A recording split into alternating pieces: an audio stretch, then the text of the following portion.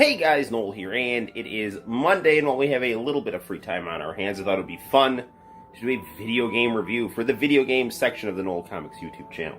We're going to be reviewing Final Fantasy IX for the Sony PlayStation. Without further ado, here you can see, again, a great sampling of the both full motion video style chibi graphics. Okay, now, another thing about this game is the combat system much more straightforward than Final Fantasy VIII, which had its junction system, where you basically sat and drew 100 spells and then allocated that to some part of your strength or intelligence or defense, and then you became super strong. This has got a pretty straightforward level up system. It's got a nice kind of card game in there as well for the mini game. So it's pretty much taking Final Fantasy VIII and simplifying things in terms of its game mechanics. The main character in this game, incidentally, does not use a traditional sword. He uses daggers and then a swallow like Serge in Chrono Cross. For whatever reason, Square was like really into having their main characters use these double-edged swords called swallows for, I don't know, at least a couple of games. And this is one of them. So, we'll get down to some gameplay right now. This game, again, has a very beautiful opening.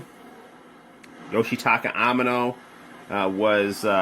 is heavily featured in the opening here and credited because he is the iconic artist of Final Fantasy, at least in terms of the character designs in the Famicom games, and then in terms of the logos. Incidentally, he did some beautiful cartridge art as well on the Famicom Final Fantasies. Really made them stand out from Toriyama's art on Dragon Quest, which is equally beautiful in a different way.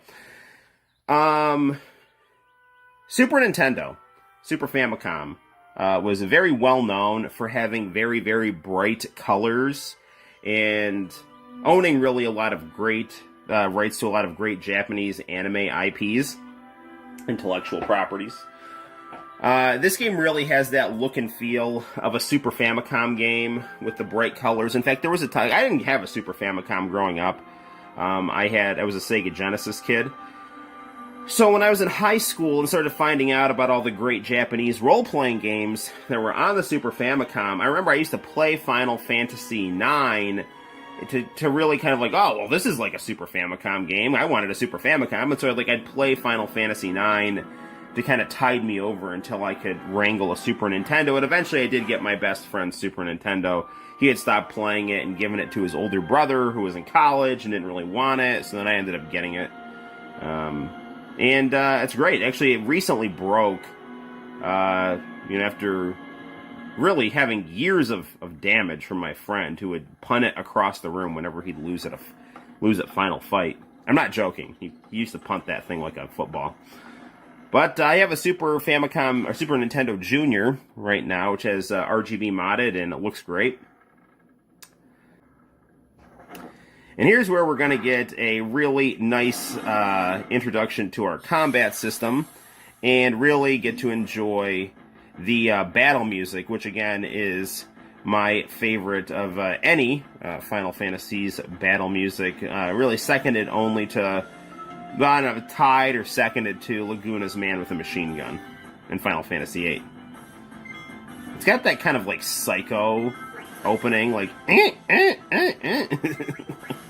like at the start, it's like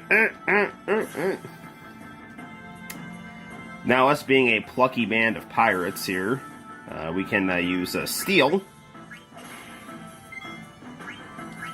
It's a steel potion from this guy here before we attack him with my daggers. This theme music is really good, and despite the chibi aesthetic, this game, due to its soundtrack and good writing, really does kind of create a sense of urgency.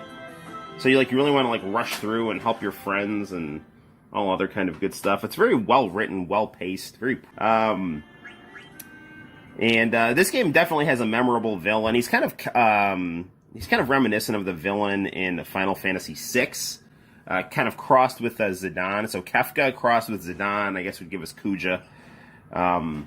Interesting stuff. I honestly can't even remember the bad guys to any Final Fantasy after 10. I mean, I'll play those games like those games. Like, I couldn't tell you who the bad guy in Final Fantasy 12 was to save my life. 13 either, and I like 13. I like Final Fantasy 13 better than Final Fantasy 10, and I like Final Fantasy 10. And I know it's kind of an unpopular opinion, but I really liked Final Fantasy 13. I actually cheated to beat Final Fantasy 13 just because I was in a hurry to play it, and I liked it so much that I went back through and played it without cheating. But you can really see how great the full motion video on this looks. Extremely sharp. Now, again, with the 32-bit graphics, you did get a little bit of those, kind of fuzzies around certain things. But, yeah, and on a CRT TV, like, this is being played on a gateway monitor, so everything's, super sharp. On a CRT TV, you probably wouldn't really notice that, just kind of going through composite video. This is going through RGB SCART, so everything looks as good and clear and crisp as possible. And I don't mind being able to see a little bit more of the fuzzies in the FMV. It gives us a clearer, richer picture. And it does. Take a look at that.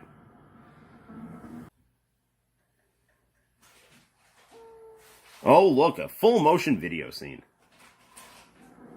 So you can tell things are going to get very exciting. So, I mean, just from sitting here and watching the opening to this game, I'm really enjoying it. I think that you at home, if you're watching this video, will be enjoying it.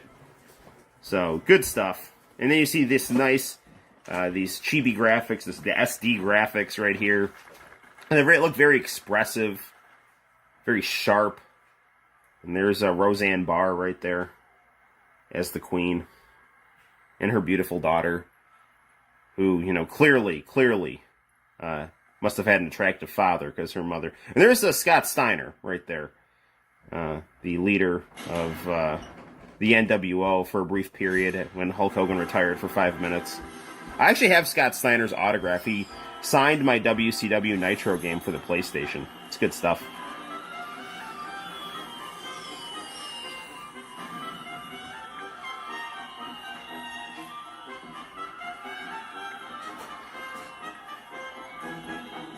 Steiner's really cool. Oh, and then there's a girl knight that he's got a kind of romantic / combative rivalry going. Her name's Beatrice Arthur. I mean, I really like the Final Fantasy VII soundtrack too. I mean, that Final Fantasy's just got good music, but this one really stands out. Oh, I should have mentioned this earlier in the review. We have a 4-man party, so which again is a harkening back to previous Final Fantasies.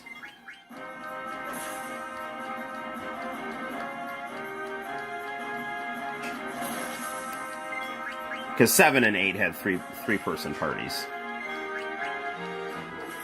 Really free up some space for those gigantic pro wrestling style summons. Pro wrestling style entrance summons. On guard.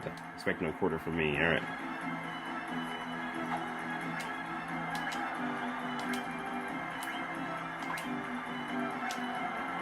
Some FMVs going here.